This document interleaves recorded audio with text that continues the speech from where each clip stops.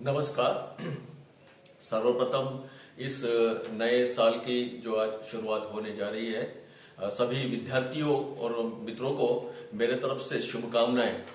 Covid 19 से जो हमारा साल 2020 जो जिस प्रकार से गया, उस प्रकार से उसमें हम आनंदमयी वातावरण में 2021 को बहुत अच्छे से उसको फेस करेंगे। यही शुभकामनाएं के साथ में मैं आपको शुभकामनाएं देता हूं। सबसे महत्वपूर्ण बात यह है कि कुछ बच्चों ने मेरे को बोला कि सर साइबर लॉ थोड़ा सा यानी कठिन जा रहा है, तो मैं और से एक बार साइबर लॉ के बारे में आपको बताता हूँ। थोड़ा सा उसको ध्यान से देखना। लेखक जो विलियम गिब्सन जो थे, इन्होंने सबसे पहले अपने उपन्यास में न्यूरोनामस, यह जो नॉवेल जो था, उसमें साइबर स्पेस नाम की ये जो वर्डियोलॉजी जो है साइबर स्पेस, सबसे पहले उन्होंने वहां पे उसका उपयोग किया। इस शब्दों का जो प्रयोग किया गया था, उससे जो रिलेशंस जो हम बोलेंगे, उससे जो हम संबंध जो बोलेंगे, वो संगणक तथा परिसर का जो जग जो रहेगा, जिसको हम इंटरनेट जो बोलते हैं, उसके लिए साइबर स्पेस नाम का ये शब्द का सबसे पहले लेखक जो थे विलियम गिब्सन, इन्होंने अपने कादंबरी में उसको अपनाया। न्यूरोनामस नाम के कादंबरी में सबसे पहले। और अभी आज की इसमें आप देखेंगे सर्वसामान्य जीवन में, तो साइबर स्पेस ये जो नाम जो है, ये जो वर्ड जो है, पूरा व्यापार तथा व्यवहार में बहुत प्रचलित हो गया है। जैसे कि हम बोलेंगे कि एक दूसरे से संवाद करने के लिए या जो खेल खेलने के लिए नियम का जो भंग करते हैं, वैसा ही साइबर स्पेस भी एक जो है, जो सर्वसामान्य जीवन में आदमी तथा व्यापार तथा व्यवहार में उसका उपयोग करते हैं। अभी फिर हम ये देखेंगे कि ये जो साइबर स्पेस जो है, ये साइबर संनियमन की आवश्यकता है, क्योंकि भौतिक नियमों के आधार पर या प्रयोग में जो भी कोई मर्यादा है, जो भौतिक शास्त्र नियम के मापिक या बोलेंगे या भौतिक जगत के संबंध में जो भी प्रस्तावित करते हैं, लेकिन ये कैसा हो रहा है, जो साइबर स्पेस है वो कैसा है, गतिशील है, बहुत ज्यादा फास्ट मोमेंट्स में, क्योंकि आपने एक क्लिक कर दिया तो एक सेकंड में हजारों करोड़ों लोगों के पास में वो चले जाएगा। तो इससे क्या हो जाएगा कि वो जो बहुत गतिशील होने की वजह से उसकी जो परिभाषा जो है, उसकी जो व्याख्या है, उसकी जो डेफिनेशन है, उसकी परिभाषा करना बहुत कठिन है। फिर ये जो साइबर गुनहगारी जो है, तो रोकने के लिए जो भी साइबर जो संनियमन जो निर्मित हुआ, तो वो क्यों हुआ, तो साइबर गुने के लिए जो नए नए प्रकार में जो भी कुछ हो रहा है, उसके वजह से साइबर संनियमन भी एक नए नए प्रकार में उसको अपन इम्प्लीमेंटेशन करने की कोशिश कर रहे हैं। दो प्रकार से है साइबर संनियमन। तो संनियमन तैयार करने के लिए जो भी कोई अधिकार जो होते हैं, या जो भी कोई यंत्रणा या जो भी कोई समिति गठित की जाती है, उसके माध्यम से साइबर संनियमन के लॉ जो है वो इम्प्लीमेंटेशन में आते हैं। या फिर क्या होगा कि कोर्ट में साइबर के अपराधियों में जो भी कुछ नए नियम्स के अवलंबन करके जो भी कोई निर्णय दिया जाएगा, जजों के मुताबिक जो भी कोई निर्णय दिया जाएगा, इन्हें खटले पे जो भी निर्णय रहेगा, वो निर्णय के माध्यम से जो भी कोई अच्छा निर्णय रहेगा, उसमें अधिकार का उपयोग, जवाबदारी का उपयोग, ये दोनों को सम्मिलित करके जो भी रिजल्ट्स रहेगा, और भी उसमें क्या हम अच्छा कर सकते हैं, उसको करके या अध्ययन करके खटले के रिजल्ट्स को हम उसके अधिकार के अंतर्गत में, संनियमन अधिकार के अंतर्गत में हम उसको रख सकते हैं। फिर जैसे कि हमने बोला कि फिर ये जो साइबर संनियमन जो है या साइबर कायदा जो है, वो किस प्रकार से तैयार हो जाता है, तो एक है माहिती तंत्रज्ञान कायदा जो 2000 में जो हुआ था, उसके आधार पर, और दूसरा जो है माहिती तंत्रज्ञान संशोधन जिसको हम बोलेंगे संनियमन 2008। ये दोनों के बेस के ऊपर में हमारे जो साइबर संनियमन जो है वो बैठा हुआ है। तो ये जो तकनीक अधिनियम जिसको हम बोलेंगे साइबर तकनीक अधिनियम या तंत्रज्ञान कायदा 2000, वो क्या है, तो ईमेल के संचार में जो मान्यता हुई है, या व्यावसायिक सूचनाओं को जो हम आदान प्रदान करेंगे या ईमेल का उपयोग करेंगे, उसे न्यायालय क्या करेगा, वैध माना जाएगा। दूसरा, कंपनियां जो है जो ई कॉमर्स के अधिक जो बढ़ावा दे रहे हैं, उसके संदर्भ में जागरूकता पैदा करेगा। और तीसरा सबसे महत्वपूर्ण, इसके पहले भी मैंने बोला था कि डिजिटल हस्ताक्षर, डिजिटल हस्ताक्षर के ऊपर में मैंने सारी की सारी चीजें बताई कि वो किसको अधिकार है, कौन देता है, कैसे हम उसको यूज करते हैं, उसके बाद में उसकी उपयोगिता क्या है, ये सारे के मामले में हमने लास्ट टाइम में इसके ऊपर में बहुत बड़ा डिस्कशंस किया हुआ है। तो ये जो डिजिटल हस्ताक्षर है या हम जिसको साइन बोलते हैं या सिग्नेचर जिसको हम बोलते हैं, वो वैधानिक मान्यता होगी तथा उसका सभी महत्वपूर्ण जो भी कोई प्रपत्र रहेंगे उसका उपयोग क्या रहेगा, किया जाएगा। उसके बाद में चौथा क्या रहेगा कि जो कंपनियों को अपने महत्वपूर्ण जो भी कुछ प्रमाण पत्र रहेंगे उसके अधिकारियों को जो भी कोई डिजिटल हस्ताक्षर करवा सकती है अर्थात उसे मान्यता भी प्राप्त कर सकती है। पांचवा, जो ई प्रशासन को मान्यता हेतु सरकार का जो भी अधिसूचना रहेगी वो जारी करेगा। और उसके बाद में छठवां जो रहेगा वो जो संबंधित सरकार जो है उसके जो प्रचित प्रारूप जो होगा जो विविध प्रपत्र में उपलब्ध कराए जाएंगे और कंपनियां इसका उपयोग करें, यह सभी संगणक प्रारूप में होगी। हाँ, अभी हम आजकल बोलते हैं ना कि कुछ नहीं भैया, वो कैंपस में ई फॉर्म है, ई फॉर्म भर के ही हमको उसको इम्प्लीमेंटेशन करना है, उसी प्रकार से दूसरे शब्दों में हम क्या बोलेंगे कि ई फॉर्म या ई प्रपत्रों का उपयोग किया जाएगा। ये आह्वान भी किया है गवर्नमेंट ने। इस अधिनियम का जो भी कोई सूचना रहेगी या जो संबंध में जो भी कोई उनकी सुझाव रहेंगे वो दिए जाएंगे। और सबसे महत्वपूर्ण कि संगणक में जो भी कोई उपलब्ध जानकारी रहेगी उसका कोई भी गलत उपयोग ना करे, उसके साथ किसी प्रकार की छेड़छाड़ करता है या अथवा उस सामग्री को नुकसान पहुंचाता है तो कानूनी क्या होगा उसकी जानकारी भी इसमें अधिनियम में आ जाएगी। फिर हम ये देखेंगे कि जो साहित्य जो है ना, जो भी पायरेसी जिसको हम बोलेंगे, इसके ऊपर में हमने विस्तृत जानकारी मैंने दिया आपको कि जैसे कि बुक्स है ना, या फिर सिनेमा है, इसके अगर कॉपीराइट्स अगर बार बार होती है या फिर उसके ऊपर में कोई भी उसकी हम चोरी कर देंगे ऐसा बोलेंगे हम, तो वो उसके ऊपर में भी यही नियम लागू होंगे। जैसे कि लास्ट टाइम में हमने बोला था कि किताबें है,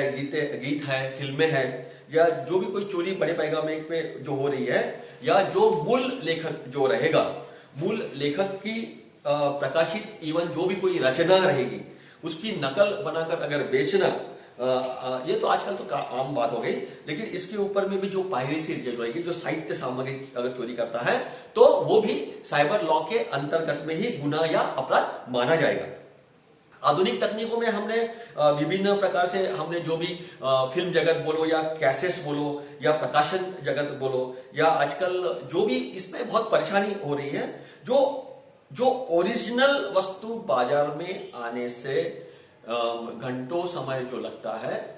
लेकिन डुप्लीकेशंस कितने फास्ट मूवमेंट्स में आ जाएंगे। फिर इसको भी हमने साइबर लॉ के अपराध के श्रेणी में रखा हुआ है। फिर ये साइबर लॉ के अंतर्गत में जो भी कोई न्यायाधिकरण है, तो वो न्यायाधिकरण क्या है, तो एक सबसे पहले महत्वपूर्ण बात कि न्यायाधिकरण के लिए जो प्रलेख जो रखा है या ताबा है या प्रबंधन के पास को जो एवं जो नियम है उसका पीठासीन अधिकार जिसको हम बोलेंगे और से सौंपे गए विभिन्न कार्य होगा। दूसरा, इस अधिनियम के अनुसार प्रबंधक को पूर्ण करने वाले जो भी कोई पीठासीन अधिकारी की अनुमति से अन्य अधिकारियों को सौंप सकता है। तीसरा, सबसे महत्वपूर्ण बात कि जो भी कोई प्रबंधन की जो भी अनुपस्थिति या रहेगी या दशा रहेगी या न्यायाधीशन की अधिकारी या जो भी कोई प्रबंधन के कार्यों में स्वयं करेगा या अन्य अधिकारियों को इसे हस्तांतरित कर सकता है। चौथा, प्रबंधक न्यायाधिकरण के अधिकार में मुद्रा अपने अधीन रहेगा। मैं और ये बात बोलता हूं कि प्रबंधन न्यायाधिकरण की अधिकृत मुद्रा अपने अधीन रखेगा, है ना। उससे क्या होगा कि जो भी रहेगा वो उसी से ही होगा। पांचवा, प्रबंधन न्यायाधिकरण के किसी भी सामान्य एवं विशेष आदेशों को अनुसार सूचनाओं पर न्यायाधिकरण की अधिकृत मुद्रा लगाई जाएगी। जो भी हस्तांतरण रहेंगे वो आवेदन पत्र के साथ आवेदन पत्र तथा अन्य पत्र स्वीकारेगा। दस्तावेजों के जो भी कोई पंजीकरण से अपनी छाननी होगी तथा यदि कुछ प्रश्न निर्माण हो सकते हैं तो उस संबंध में क्या रहेगा, फैसला करेगा।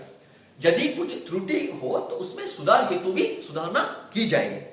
कार्यवाही के दौरान में जो भी कोई पक्षकार को दस्तावेजों के प्रति देते हेतु आदेश देगा या फिर किसी न्यायालय अथवा प्राधिकरण में अधिक अभिलेख के उससे मांग की जा सकती है। फिर अभी अपन ने ये जो 8 पॉइंट्स देखे कि जो न्यायाधिकरण के अंतर्गत में है, तो फिर हम ये देखेंगे कि भारत में साइबर लॉ की आवश्यकता है। तो इसका कारण ये है कि है क्योंकि अभी ये जो है पूरा वो इंटरनेशनल अंतरराष्ट्रीय हेतु हो गया है ना, जो भी कुछ है तो इसके अंतर्गत में अगर बाहर देश का भी अगर कोई व्यक्ति उसमें ये करता है और वो भारत में अगर स्थायी हो जाता है तो एक्चुअल में वो उनके देश का यहाँ पे भी वो रहेगा, इसलिए भारत में भी इसकी आवश्यकता रहेगी, साइबर लॉ की आवश्यकता रहेगी। तो उसमें क्या रहेगा, क्या कारण रहेंगे? तो सबसे पहला कारण यह रहेगा कि सूचना एवं प्रौद्योगिकियों के क्षेत्र में लगातार जो संशोधन हो रहे हैं उसमें व्यापार, उद्योग, वाणिज्य के क्षेत्र में लगातार उपयोग हो रहा है। इसी सभी व्यवहारों पर नियंत्रण एवं निगमन के लिए नया जो भी अधिनियम रहेगा वो बनाना आवश्यक है। दूसरा सबसे महत्वपूर्ण बात कि भारत में जो भी प्रचलित प्रसंविदा अधिनियम 1872 का जो भी भारतीय दंड अधिनियम है तो वो बैंकर्स एवं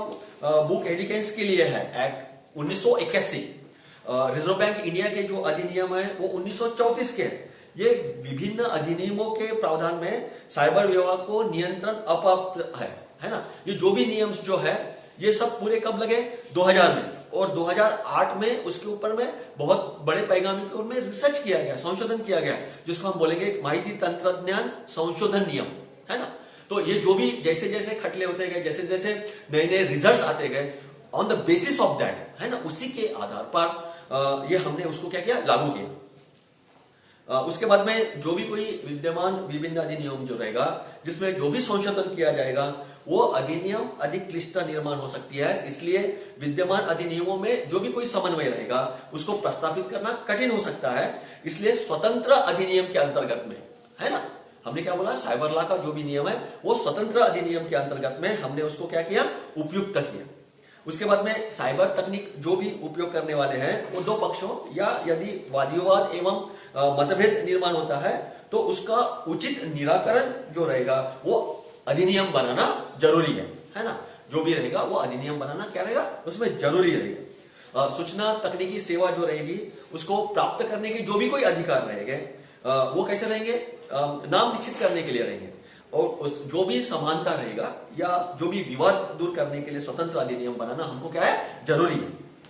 इंटरनेट, ई कॉमर्स, साइबर सुविधाएं का जो भी कोई उपयोग है वो बड़े पैमाने पर करते समय मूलभूत जो भी कोई सुविधाएं वैधानिक पद्धति से जो भी कोई उपलब्ध करवानी पड़ती है, इस संदर्भ में जो भी कोई विद्यमान अधिनियम जो रहेंगे उसमें प्रावधान नहीं है, क्योंकि जो भी कोई कारण रहेगा वो साइबर अधिनियम के अंतर्गत में ही बनाना आवश्यक है। तो इस इतने वजह से हमको भारत में साइबर लॉ की आवश्यकता पड़ी। फिर ये जो साइबर लॉ जो है उसमें हम एक प्रकार की बात जब हम करेंगे कि कौन से टाइप का साइबर क्राइम्स हो सकता है, अपराध हो सकता है, साइबर अपराध हो सकता है, तो एक जो है वो हैंगिंग करना है ना। तो इसमें हमने सूचना तकनीक अधिनियम के 2000 की धारा 66 के अनुसार, 66 के अनुसार हमने अगर कोई इसको अगर हमको नुकसान पहुंचाता है, हैंग कर लेता है ना, अभी हम देखते हैं कि हमारे अकाउंट्स हैंग हो गए, हमारा एटीएम हैंग हो गया, हमारा नंबर हैंग हो गया, हमारे पैसे चले गए, है ना। हम ये बहुत बार सुनते हैं, पढ़ते हैं, न्यूज़पेपर में देखते हैं कि यहाँ से इतने पैसे निकाल दिया गया, है ना, एटीएम से ये पैसे निकाल दिया गया। तो ये जो भी कोई हैंगिंग सिस्टम जो है वो नुकसान पहुंचाते हैं, तो उसके उद्देश्य से क्या हो गया, जनता हैरान हो जाएगी। तो जो भी कोई इसमें उपयोग करता है उसके ऊपर में संगणन जो भी संग्रहित करेगा, वो जो नष्ट करेगा, उस जानकारी पे जो भी रहेगा इसके लिए 3 साल की कैद तथा 2 लाख रुपए का दंड वो देखा जाएगा कि इसने पैसे निकाला, यही व्यक्ति है, उसको कितने 3 साल का जेल और 2 लाख रुपया का भुर्दंड, जिसको हम दंड बोलेंगे, या फिर दोनों भी सजा होंगी। उसके बाद में क्रैकिंग जिसको बोलते हैं, जिसको हम बोलते हैं संगणन भेदन। जैसे कि अगर मेरा कोई ईमेल आईडी है और ईमेल आईडी को अगर वो कोई क्रैक करता है और वहां की जो भी कोई इंफॉर्मेशन होती है वो इंफॉर्मेशन चुरा के लेके जाता है, जिसको हम क्रैकिंग बोलते हैं, है ना। तो वो जो भी प्रणाली जो रहेगी उसको बेकायदेशीर रूप से जो भी प्रवेश करेगा उसको हम क्या बोलेंगे, हैकिंग बोलेंगे, क्रैकिंग बोलेंगे। जो संबंध में जो भी कोई ईमेल रहेगा वो ईमेल अथवा जो भी कोई फाइल रहेगी जो हम उसको भेजते हैं उसको क्रैकिंग नहीं कहलाएंगे, लेकिन संगणन विषाणु से भी भेजना जो भी संगणन भेदन करेगा उसको हम क्या बोलेंगे, क्रैकिंग कहलाएंगे। उसके बाद में सुरक्षितता के बाद में जो भी कोई अपराध रहेगा, संबंधित जो भी कोई अपराध रहेगा, विभिन्न तकनीकों का जो भी कोई उपयोग करके इंटरनेट उपयोग करने वाले लोगों को जो भी कोई व्यक्तिगत जानकारी गलत उपयोग करने के लिए दिए जाएंगे, जैसे कि पासवर्ड्स दिए हैं, बैंक अकाउंट्स के नंबर दिए हैं, वो ज्ञात करते हैं और उसका गलत उपयोग अगर किया जाता है तो वो अपराध बड़ा माना जाएगा, उसके बारे में साइबर का अपराध माना जाएगा। उसके बाद में इंटरनेट शिष्टाचार का जो भी कोई विडंबन करेगा, है ना, कुछ लोग क्या करते हैं, इंटरनेट पे झूठी बातें बताते हैं, है ना, उसको प्रलोभन देके संबंधित जो भी कोई पक्ष रहेगी उसकी निजी जानकारी प्राप्त कर लेते हैं, तो यह प्रकार धोखा दे सकता है ना। और ये धोखे से जो भी कोई इंफॉर्मेशन देगा और वो इंफॉर्मेशन झूठी अगर साबित हो जाएगी तो इसको हम ये बोलेंगे कि इंटरनेट शिष्टाचार का उल्लंघन हुआ है। और व्यापार उद्योग में ये सबसे व्यवहार में अधिक आपको दिखाई देगा, है ना। जैसे कि हम देखते हैं कि जो भी एडवर्टाइजमेंट जो होती है ना, जाहिरात जो होती है वो अलग अलग इसमें अलग अलग रूप में दिखाई जाती है, लेकिन एक्चुअल में उसका बेस लेवल जो होता है वो अलग होता है। पासवर्ड पर अगर कोई हमला करता है तो, है ना, बराबर है ना, अमानवीय शक्ति का हमला जिसको हम बोलेंगे, जो brute force of the attacks करके बहुत बीच में बहुत चला, है ना, brute force of the attack करके बहुत चला बीच में, अमानवीय शक्ति का हमला, है ना, गनिमी कार्यक्रम का हमला, अथवा इंटरनेट शिष्टाचार का जो भी कोई उल्लंघन करते हैं, है ना, जो बोलते हैं ना कि पूरी सिस्टम्स को ब्रेक कर दिया, सब पूरा वायरस उसने खा लिया पूरा का पूरा, है ना, इंफॉर्मेटिव इनपुट्स करने के बाद में सब पूरा वो डाटा क्या हो गया, चला गया। तो ऐसे लोगों को 25,000 रुपए का दंड अथवा 1 साल का कारावास हो सकता है। इंटरनेट पर धोखे करके जो है वो है, तो इंटरनेट का उपयोग करके जो धोखा देने वाले जो भी अपराधी है या सफेद पोश अपराध जिसको बोलेंगे, ये इंटरनेट पे सह उत्पादन अथवा वस्तु गलत जानकारी देकर लोगों को फंसाया जाता है ना। इंटरनेट के माध्यम से जो भी कोई इंफॉर्मेशन देंगे, काय के मामले में, उत्पादन तथा वस्तु के मामले में जो भी कोई गलत इंफॉर्मेशन देता है तो उसके लिए वो अपराध माना जाएगा, साइबर अपराध माना जाएगा। उसके बाद में गलत डिजिटल सही प्रकाशित, मैं लास्ट टाइम भी इसके ऊपर में बताया था कि डिजिटल साइन अगर गलत इससे करते हैं तो वो जिसको हम प्रमाण पत्र भी जो भी कोई इशू करता है वो भी, और अधिनियम धारा 74 के अंतर्गत में उसको हम अपराध माना जाएगा। बाद में डिजिटल जानकारी जो भी रहेगी वो परिवर्तन रहेंगी, आंशिक रहेंगी अथवा पूर्ण नष्ट करना, यानी डिजिटल जानकारी जो भी रहेगी वो परिवर्तन करेगा अथवा उसको आंशिक रहेगा या पूर्व परिवर्तन किया जाएगा या जानबूझकर किसी अन्य पक्ष द्वारा उसको नुकसान पहुंचाया जाएगा, तो ये उद्देश्य से उसको अपन अपराध मानेंगे। अश्लील जानकारी ये तो अपराध है ही है। फिर ये जो साइबर अपराध है उसको प्रतिबंध करने के लिए क्या हम कर सकते हैं, है ना, क्या कर सकते हैं हम, तो सबसे महत्वपूर्ण बात यह है कि सभी को शिक्षा देकर, यानी जो भी इसमें गुनहगार जो रहेगा उसको हम शिक्षा देकर, तो संगणक प्रणाली का उपयोग करने वाले व्यक्ति या संगणक प्रणाली के जो भी कोई चालक रहेंगे या सभी जनता रहेगी तथा बौद्धिक संपदा निर्माण करने वाले, बौद्धिक संपदा क्रय करने वाला, तो उसमें एक रहेगा कि जो भी तकनीक का जो भी उपयोग करेगा वो कैसे हानिकारक है, ये संदर्भ में पूरी शिक्षा दी जाएगी। और दूसरा हैकिंग, सबसे महत्वपूर्ण बात, हैकिंग का शिकार होने वाले